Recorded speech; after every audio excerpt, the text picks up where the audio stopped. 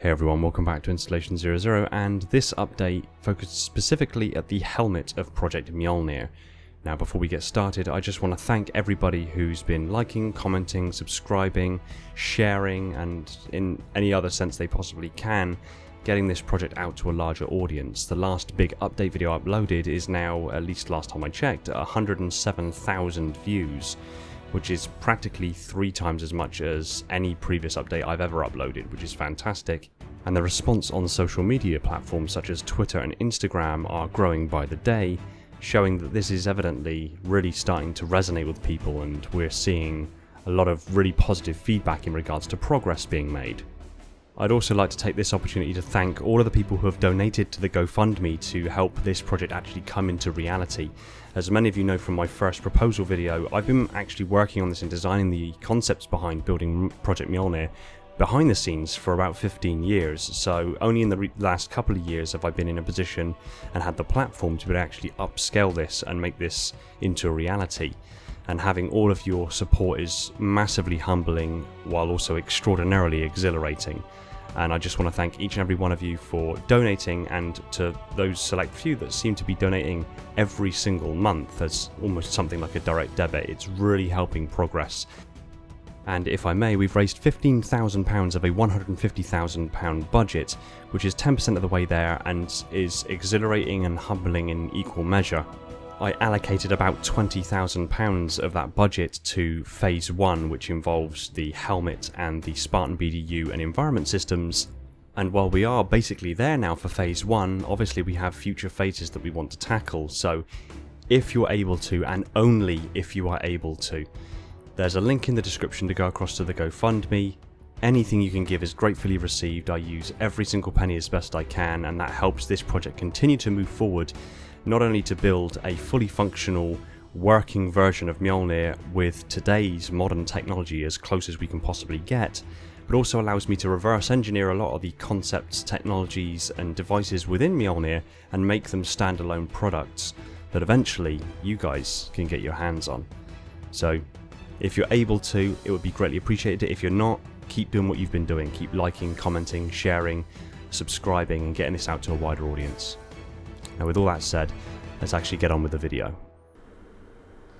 Sierra 117 with the UNSC Infinity, reporting for duty. Drop it like it's hot, drop it like it's hot. Just don't drop the helmet, that represents about £5 grand. Don't do it.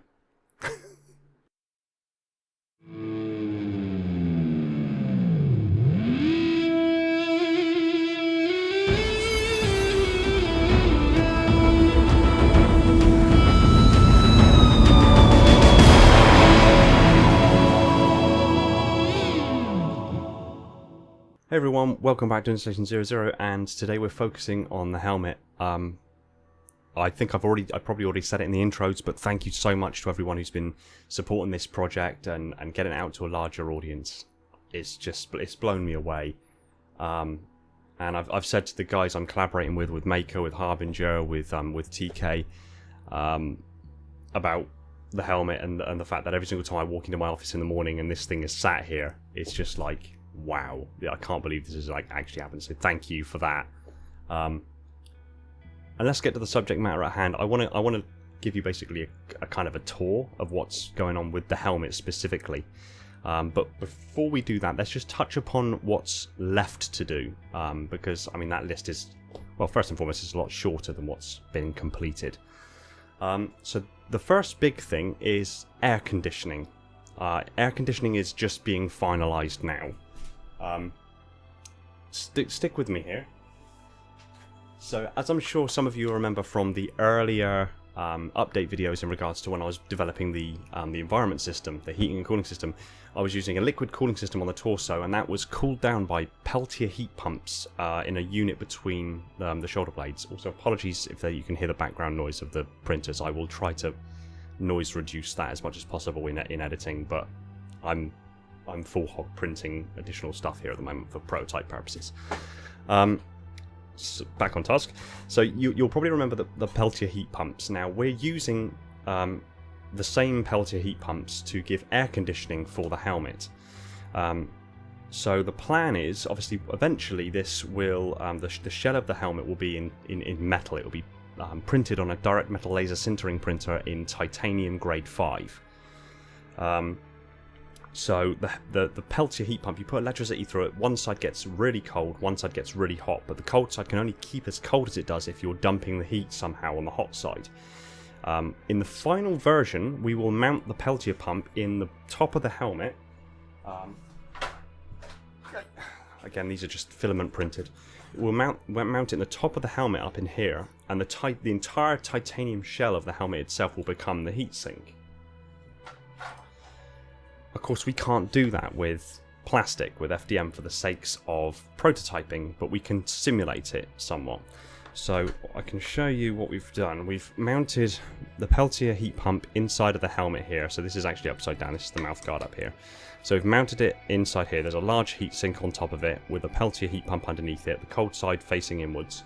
And up in here, you can see the gap here. That's an intake for a fan. Now there'll be a custom vacuum valve mounted at the front here, and then a ducted custom assembly fan, similar to this little fan on the front there. That's an earlier prototype, we're adjusting it, and that will pull air in from the front and then angle it, and it will move over the heatsink. And obviously the heatsink will get very cold because it's on the cold side of the Peltier heat pump.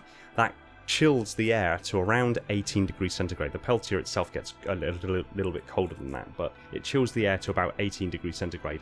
And because of the way that the frame is developed with its holes and angles and bevels, it allows that cooler air to permeate all the way around the helmet and keep your entire head cool. I've already tested it in part, like kind of gaffer taping the front and back of this helmet together. I just put my head inside it with a circulation fan, and it is seemingly working quite efficiently. But of course, in order to dump the heat for the prototype, I had to cut a hole in the top of the helmet, 40mm by 40mm hole, and put another. So Mjolnir is grown like a mohawk. But I had to cut the hole and then put the heatsink on the top here, and then just put a little a little 40mm fan on the top that I powered with like a little stack of button batteries, which are wrapped up in gaffer tape there, or electric tape, just so we can simulate the Peltier pump actually dumping that heat to a much larger surface area. And because it's such a large surface area and there'll be so much air moving around the exterior of the helmet, the hot side will dump its heat and it will be evenly distributed across the entirety of the helmet. That will drop the temperature significantly, meaning that the cool side can remain very cool. So air conditioning is basically done. All I got to do now is really kind of finish the fan assembly, the ducted fan assembly. That's easy. I'm printing prototypes of it and tweaking the design, and then factor that into the helmet with its own power system to be able to power it and do what it needs to do, along with maybe a switch or toggle control to be able to turn it on and off as you need to. So that's still to do, and of course, although we've got a lot of the components assembled and it's all looking really cool now, we're still effectively waiting now to make final tweaks and adjustments to the CAD files of both the shell and the frame, the custom bespoke frame that we've designed. Because obviously we've printed this, we made it in, so the frame is made in resin printed, solid resin printed on these resin printers, and the shell at the moment is printed in FDM, filament deposition modeling, on the filament printer out in the workspace. So we wanted to make it in plastic first because we can make mistakes, we can make alterations, and it's not going to cost thousands of pounds to correct, versus having these designs just sent straight off to a manufacturer, getting them back in metal, then realizing we've got to make a lot of changes. Don't want to waste that money. So we've inevitably designed this really well, and we've made little iterative changes to the CAD files, and then printed new versions, and then made a few more changes and printed new versions. I think we're on about the 4th or 5th generation of models specifically for the frame now. But even then, once it's fully assembled, we realise there's a few tweaks that need to be made for allowing, say, cabling, or for allowing certain components to fit in certain places and things like that. So we've made manual changes to the frame that need to be updated in the CAD models. So once that's done on the CAD models and we're completely happy with all of that, and of course that also comes after the air conditioning is integrated, and we're happy with the way the shell is, then they can be sent off, and the shell, like I said, will be 3D printed on a dark metal laser sintering printer in titanium grade 5. And the frame it's actually in multiple smaller components. The frame will be sent off and be machined in aircraft's grade aluminium, or aluminium 7075, because it's got extremely good materials properties that are in line with some mild steels, but is also very lightweight. Also, while we're on the subject, I've seen a lot of comments, especially on the last big update video that's now over 100,000 views, which is like fantastic. A lot of people asked how heavy it is. So I weighed it, and I'll weigh it again now. And as I recall, I'll put it in grams because it's more accurate that way. But I can switch between the units as well for your benefit. So I've got 1,890 grams, so 1.8 kilos. Now, given that the average weight for motorcycle helmets is about 1.5 kilograms, we're only sort of 300 grams heavier, and that's for like an average. So there are heavier helmets, heavier motorcycle helmets. So that's quite a conservative weight given the size of it. And I'll just, for the benefit of people who are still on the Imperial system, I will give you the different metrics. So obviously, like I said, 1,890 grams in, no one's going to do ounces. In pounds, that's 4.1 pounds. So a very small baby. So yeah, so they're the last kind of things that need to be done for the helmet to be fully completed. Oh, and the visor as well. So I've managed to find a company. I've procured a company that are going to make the visor for me out of aluminium oxynitride, transparent aluminium. Yeah, that's a thing now. Like, okay, its materials properties are insane. They're much better than most bulletproof glasses. The optical clarity is fantastic, which is particularly important for the HoloLens. Now, I could have used like a polycarbonate or a multi-laminated and layered ballistic glass, but the cameras and sensors of the HoloLens struggle to actually get feedback through those kinds of materials. Now, there's a couple of ways around it. One is I disassemble the HoloLens I've got here, and I reposition the sensors to, say, within the brim, or just integrate them in a different way into the helmet. That's doable. Except it's a $3,500 headset, and I really don't want to take that apart and break something. So if Microsoft, and the fact that they've got, HoloLenses just kind of sat about, if they wanted to maybe, offer one that I could just rip apart for the sakes of integrating it, so I didn't have to necessarily rip the one that I've got apart and perhaps break something in the process, I'm open to the offer. That's cheeky as hell. So that's one way to do it, or the other way to do it is to find something with a really high optical transparency. Aluminium oxynitride.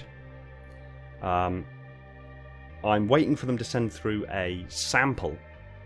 Bearing in mind that samples are, for a square inch of transparent aluminium, it's about £15 in British currency. So what's that going to be? About 22-ish dollars for a square inch.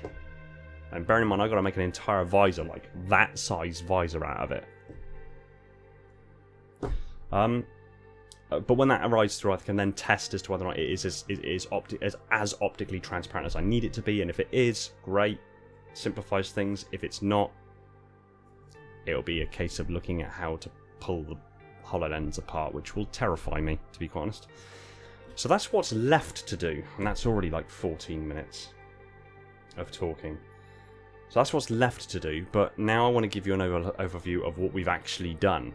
So I want to move this a little bit, sorry for the noise. And I've not put the shell on because I'm not finished doing stuff. Once I've finished doing stuff, the shell will go on, but Let's tuck that away. So I've just scaled down the power distribution board for the auditory system, but we'll look at that in a minute. So this is the helmet, and again, ignore the stray cables. These actually connect to components on the outer shell, but I'll go through those in a minute. So this is the helmet so far. Frame has been custom, bespoke made for the exact iteration of the technically it's a hybrid armor, a hybrid style now in its aesthetic. It's kind of somewhere between Halo 4, Halo 5, but also with evident inspiration of Halo Infinite, the Gen 3 platform, while also having the mouthpiece very similar and very reminiscent of the TV series, funnily enough.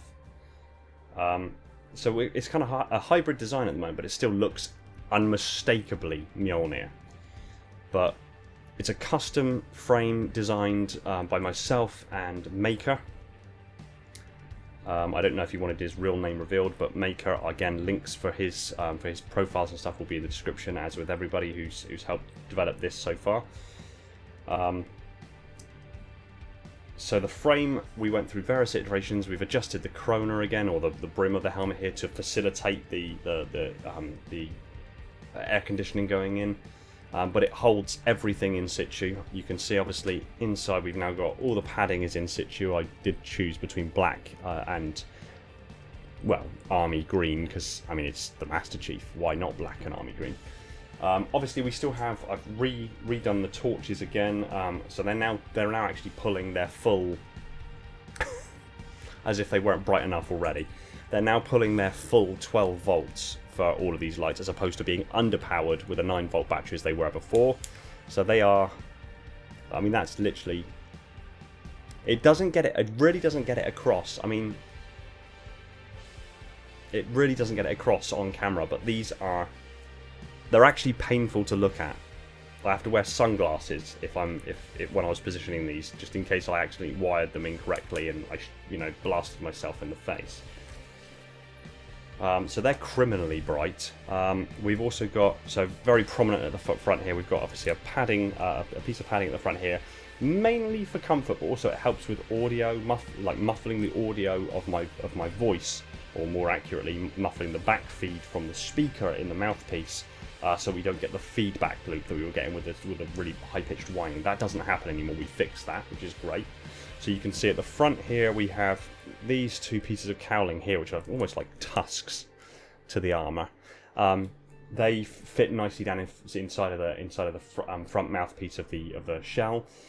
Inside of these are HEPA class 15 filters, activated carbon and dust filters, as well as high airflow fans that I can run at a very low RPM. So they're basically whisper quiet. And you press the button here on the inside, there you go, and you got blue light. Let's now turn those on. Now, eventually all of these buttons will actually be either routed through an Arduino that will then be controllable from the HoloLens itself, or they'll be routed to an external pad, effectively like a compad, like a tack pad that you got in like Halo Reach on the forearm. It'll be controllable from that as well. So I might do one, I might do the other, I might do both. I'm still on the fence. So that circulates breathing air, that goes through the tubes here, and that goes into some Y splitters here, which then one angle of that Y splitter goes through a valve, a custom valve to, I'll pick it up, these intake vents, intake and outtake vents here in the helmet. So you can see we've obviously got custom little valves, and these are the tubes, so they connect to the other side of that after this long piece here is going to be stripped out and the custom vacuum valve is going in place. So that would normally just pull air in and out, unless you need to seal it down, in which case you seal it down, the vacuum valves seal. That will also be reactive to a absolute pressure sensor on the suit itself, so if the pressure suddenly drops, the suit automatically seals off the external vents.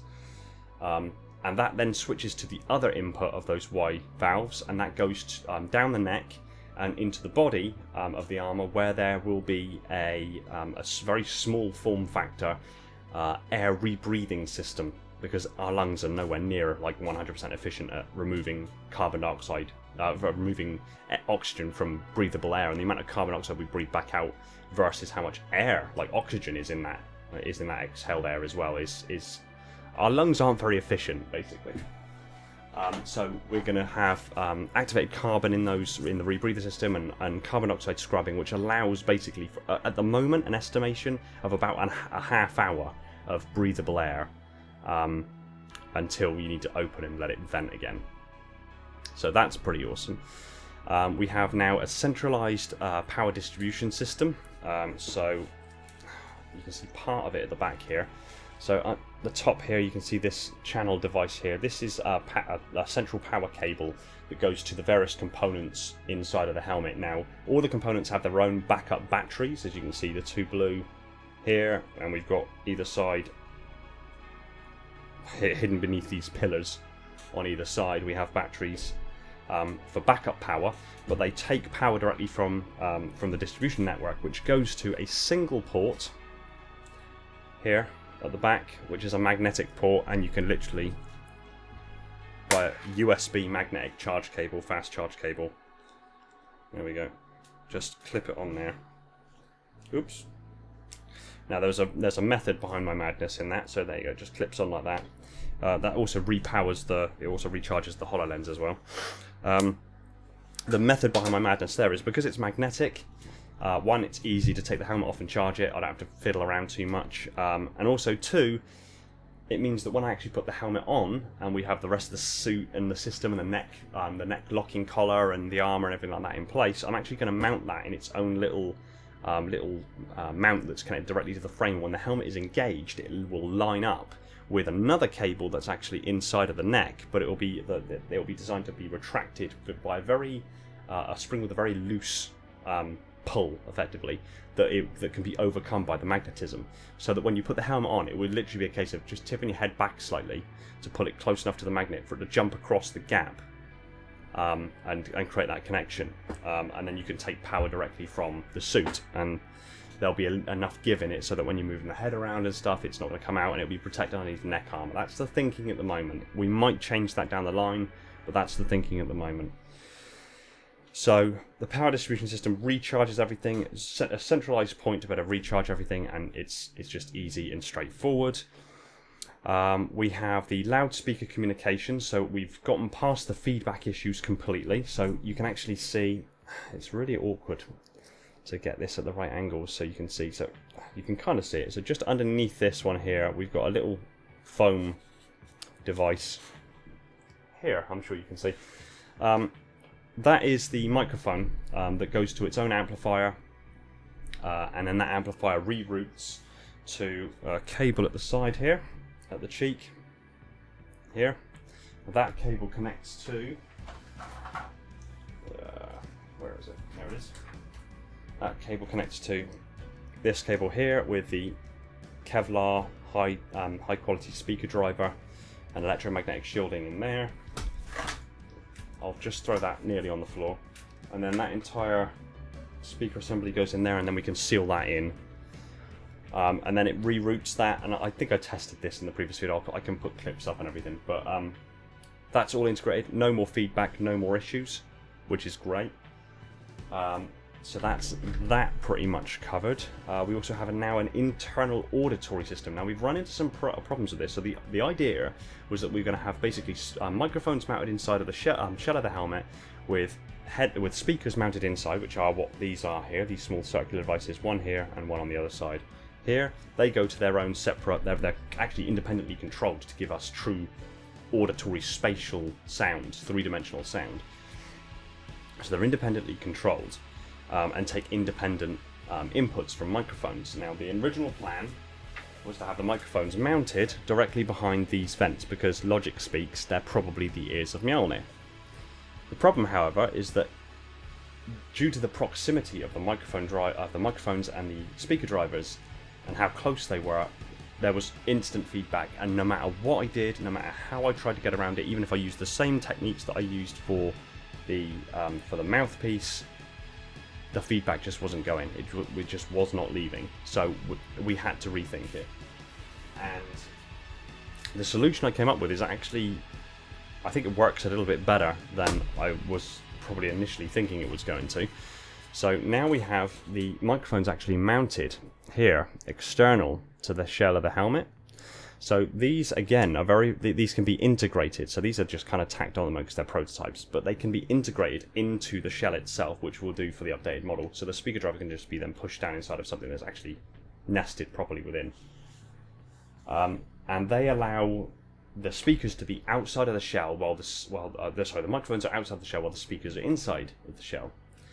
And that bypasses all the feedback problems completely, while also providing, because of the shape of the front of the helmet here and because of their directional nature, it allows us to localize sound very intuitively, because obviously something will happen nearby and it'll be louder in one ear quite dramatically than the other ear, which allows you to centralize where that noise comes from very quickly and very intuitively. So that actually worked out surprisingly good to our benefit in that regard.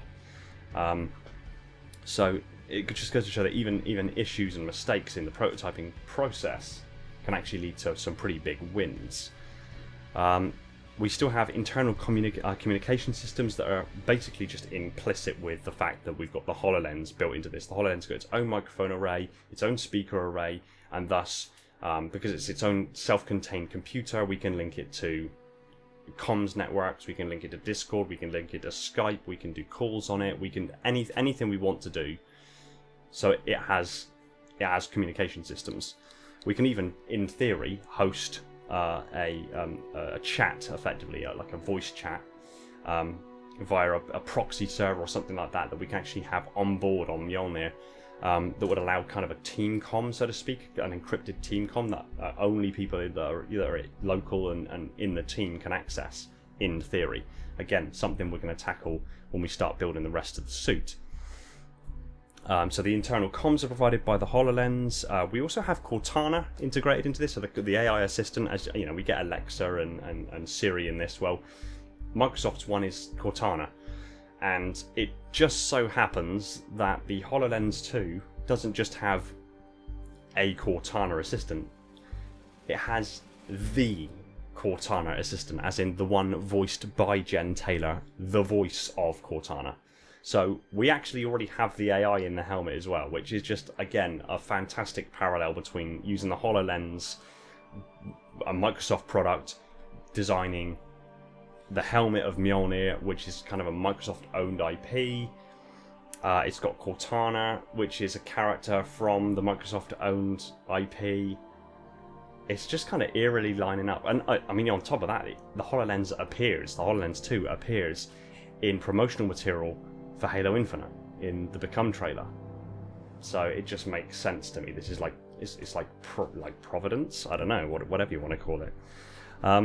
So we have Cortana, and obviously we also have the fully integrated HUD systems for the HoloLens, and I'd love to give a showcase of that now, assuming we got it working, because we did run into some troubles actually getting it booting properly on the HoloLens. But if we've circumnavigated that, you should be seeing that footage now.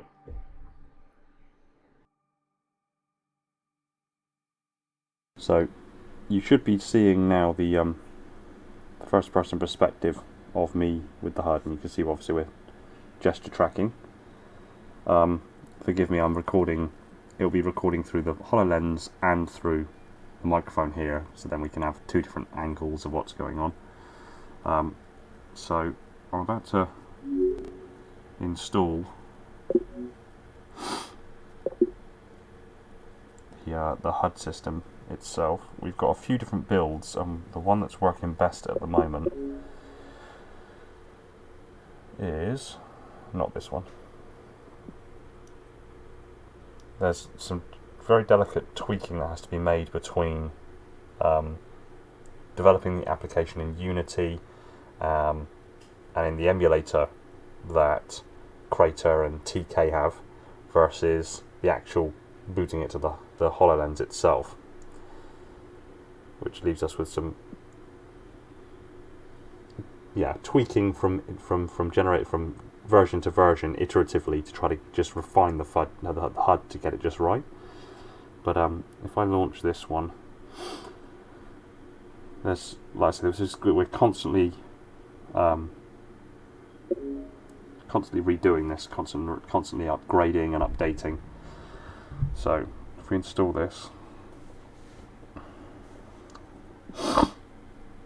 excuse me, there you go. So now we're now installing the app, as you can see.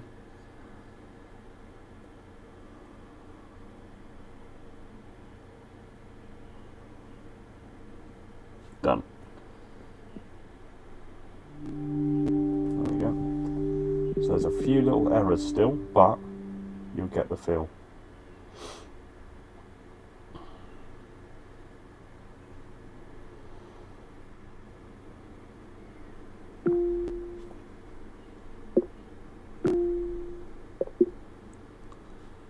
Right, so you can see now we're getting the HUD Bootup sequence. In some of the other versions, I've asked Crater to speed up the boot up sequence significantly. So this boot up sequence in the newer versions of the HUD are much better, and you also obviously notice the the very obvious geometric pattern in the background. Now we're still figuring out why exactly that's happening, but what this is basically, what the grid is the HoloLens is obviously always tracking its surroundings with the spatial cameras.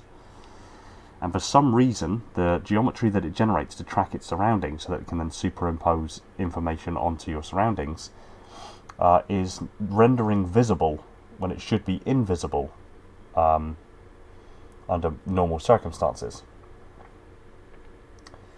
So we're trying to figure out exactly why that's happening. It's also tracking hands as well. I mean, it's quite fascinating because there's so many different points of tracking that it tracks for your hands, for both hands.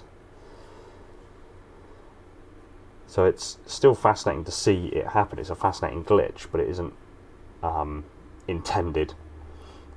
But it allows us, to be fair, some degree of, there you go, so now the HUD is booted up entirely. You can see the HUD overlay. It's a little bit difficult to make out from my perspective, because from my perspective the geometric spatial mesh is much brighter than the HUD in the foreground, but irregardless you can still see the HUD. I've already checked it with screen capturing before, and you can see the HUD at least significantly more visible than I'm able to see at the moment, but it is basically what you see now is exactly what I can see. Just the mesh in the background is a little brighter from my perspective.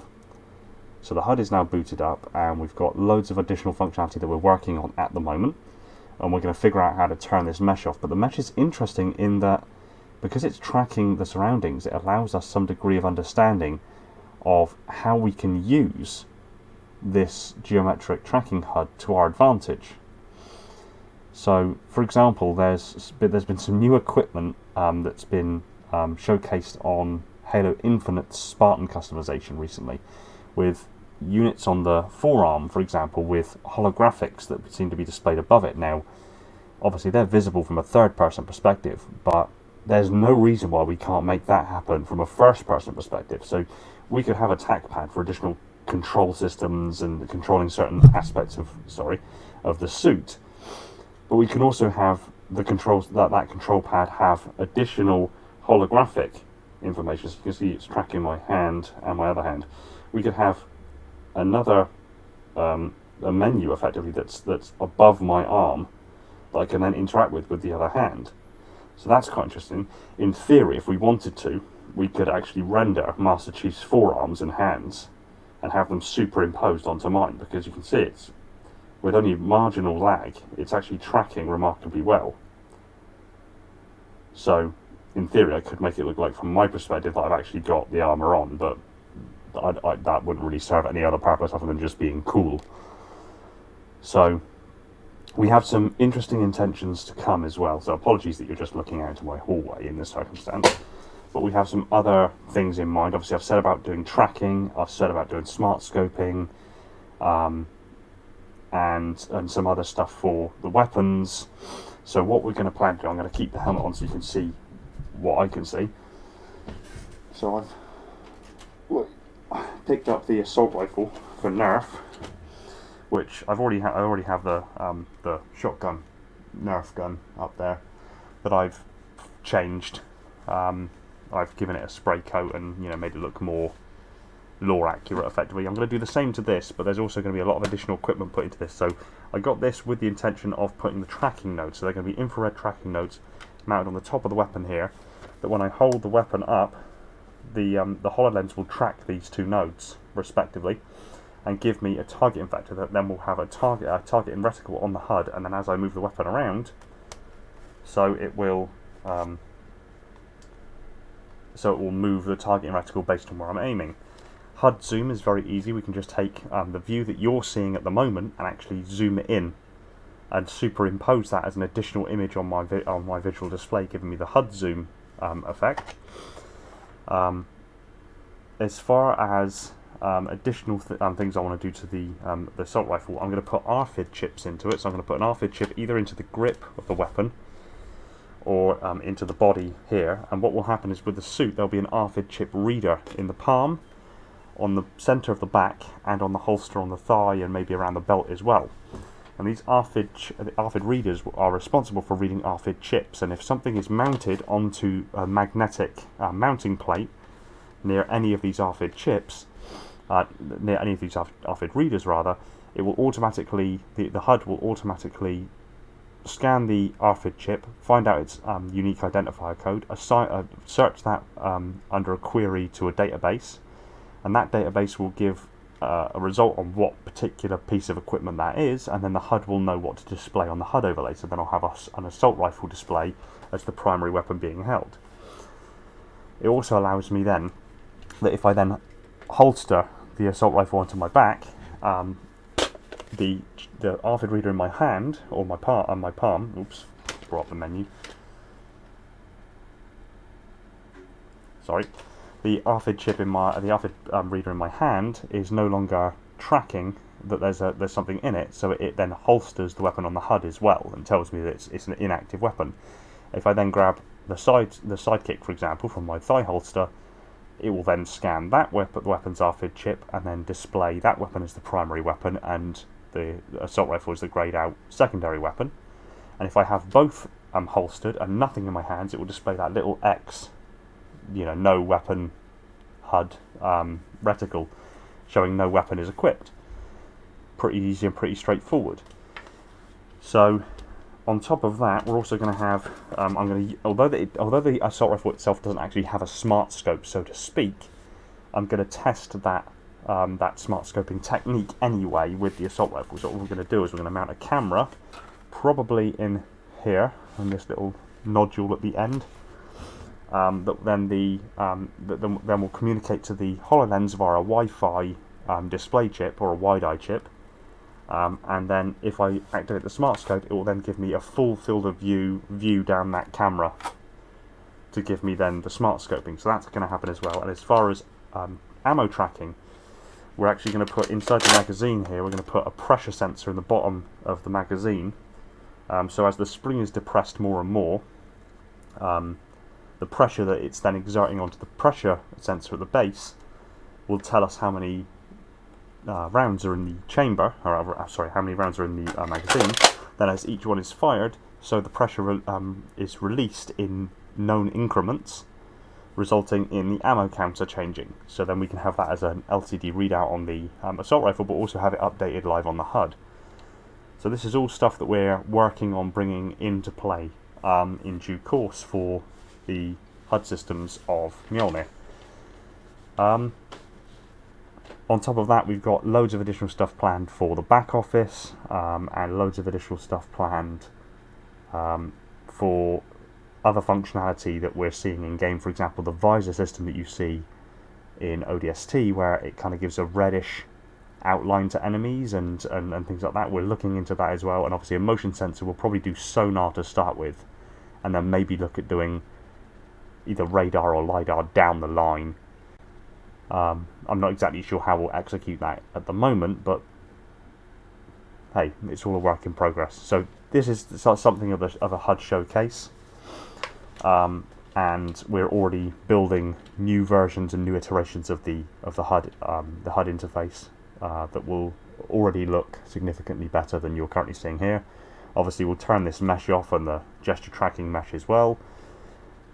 will make the actual HUD overlay a little bit more visible, and will also be fundamentally changing a lot of the other kind of back office aspects of the HUD and the boot up sequence as well. It looks really cool. I mean, I've already received a couple of extra builds from Crater that show it much smaller in my field of view, and it scrolls past much faster, much more akin to what we see in gameplay, and that's probably the version we're going to go with.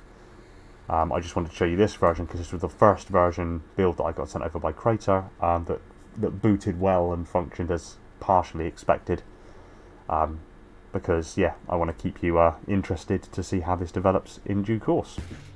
So there we have it. Phase 1, stages of completion. I mean, so the BDU is also part of Phase 1. The environment system is also part of Phase 1, and the helmet is part of Phase 1. So you know where we're at with the helmet now.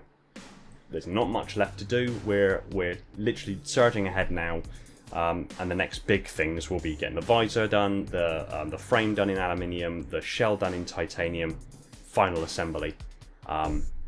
And we're there. We will have the first fully functional, fully integrated, real-life titanium Mjolnir helmet in existence. If that's not making Mjolnir real, I don't know what is. And this has been made possible by you guys, which is just like... So this is why I love the Halo community. This is just yes. All of the yes. So stage 1, helmet, we're good. BDU is, like I say, 7,800 to get it modeled to me. My unique, sort of physical specifications. It's going to look aesthetically identical to the Spartan 4 BDU, and it will integrate the heating and cooling system that I prototyped very early on. That will be, refined, slimmed down, and integrated. So phase 1, we're this close to completion with phase 1. So what's next? That's phase 2. So phase 2 is a big step up. We've done the helmet, we've done the BDU, we've done the environment systems. What's next? Obviously, the exoskeleton itself. The exoskeleton, the articulation systems, the robotics, the sensor arrays and sensor suites, and everything else that's involved in basically the guts, so to speak, of Mjolnir. That's phase 2. That's the sole focus of phase 2. After that, phase 3, then we'll look at the under armor and the articulated, like, matte black undersuit, and then after that, phase 4, the heavy armor plates for the rest of the suit. So yeah, phase 2, exoskeleton systems, and there's also there's going to be some involvement in getting some of the other systems like the pressure suit sorted, hopefully the full suit of electromagnetic shielding, hopefully a full suit of Demron radiation proofing. Again, that's kind of, we're on the fence on that at the moment because it's again quite expensive and it's highly dependent on how much money is available in the budget. We'll see. But phase 2 is going to focus mainly on the actual exoskeleton, the support structure, and actually getting this thing moving in symbiosis with the person. And we have a very clever and intuitive way of going around doing that, which I'm not going to reveal today to keep you coming back, to be quite honest. I'm blown away by your support. I'm genuinely blown away. Every single time I come into my office, every morning I come into my office and I see this thing sat on the side in various stages of assembly, I'm reminded of how awesome this Halo community can be, how supportive you guys have been in this project, how supportive you guys have been of me and the channel, and how awesome this community can be when we come together under a kind of a common idea. And I can't. It's impossible for me to have done this on my own. It's quite simply it's just impossible. It needed you guys to help fund this and make this happen. I had concepts, designs, ideas. I'm relatively switched on when it comes to Mjolnir, but But without your support, this wouldn't have been able to be to even happen. Without the help of Maker to get this glorious frame and the shell and everything done and designed, it would have been impossible. So thank you, Maker, for all of the help you've given so far, and long may it continue into the future.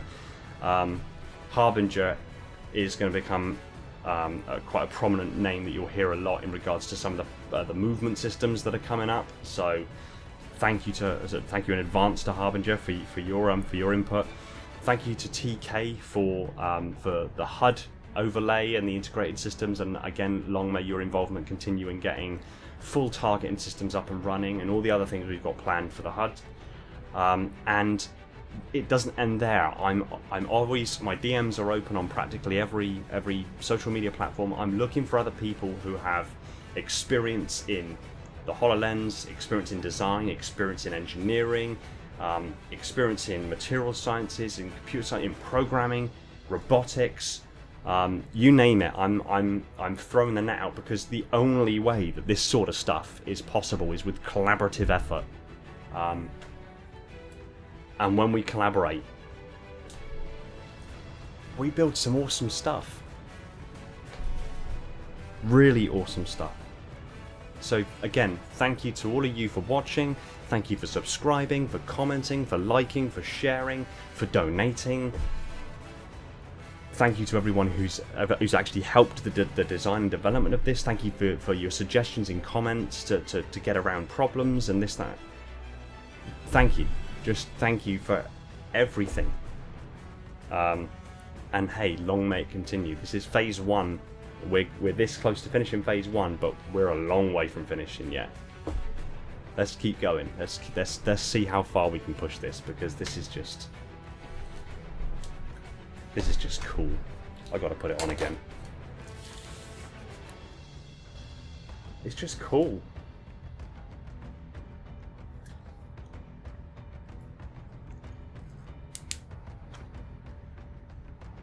So cool.